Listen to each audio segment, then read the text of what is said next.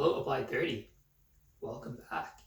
Hopefully the normal distribution went okay. I know I received quite a few emails trying to get some help getting started on some of those problems.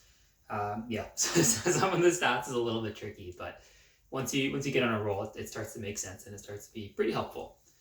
Today we're moving on to something called z-scores or z-scores. It follows a pattern or it follows a trend of using normal distributions. So we're going to split it up into two parts. The first part, we're going to work with an example using an equation that we'll get down for z-scores. And in the second part, we'll use z-score tables. All right, so here we are starting with part one. We're going to look at this table, and it's covering the run times for a running team and for one participant on that team. This is someone named Haley. Not our Haley, it's a different Haley. This is coming right out of the textbook on page 255 if you want to follow along. I've removed some of the information on the table because it's a bit of a red herring. I don't want you to get stuck in that. And so here's our problem. Haley has run two races. They're 200-meter races. She's run one in Vancouver and she's run one in Lake Louise.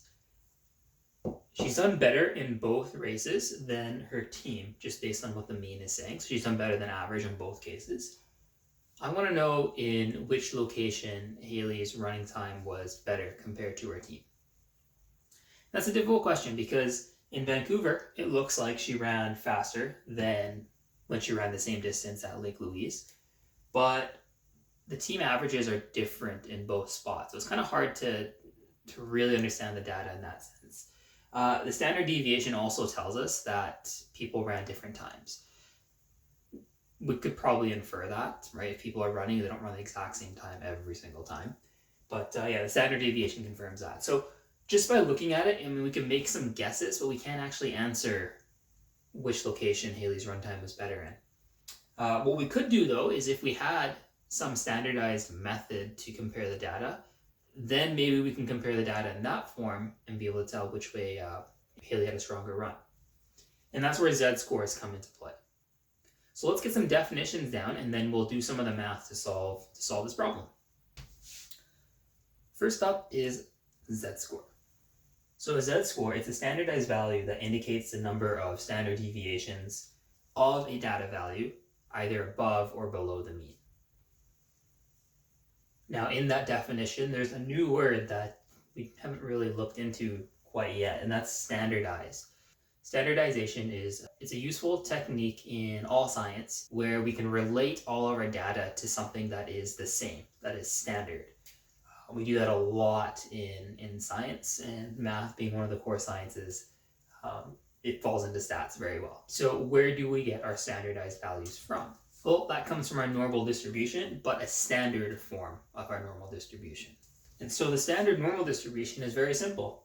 It's just a normal distribution curve, but our mean is going to be 0 and our standard deviation will be 1. We're just using the simplest numbers we can come up with. And as it turns out, there is a really handy formula to help us calculate our z-scores on that standardized scale. And the formula is simply z, so your z-score, is equal to your data point x minus your mean, mu, divided by your standard deviation, sigma. So z equals x minus mu divided by sigma.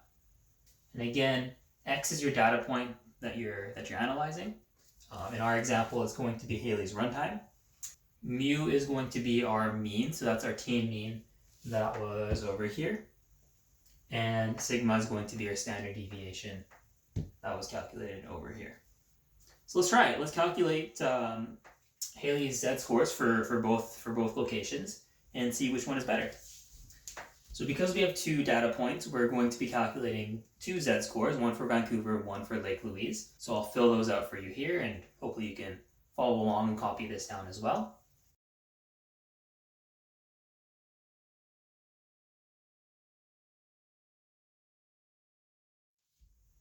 All right, so those are our calculations for z-scores. So we end up with negative 1.290 for Vancouver and negative 1.3 repeating for Lake Louise.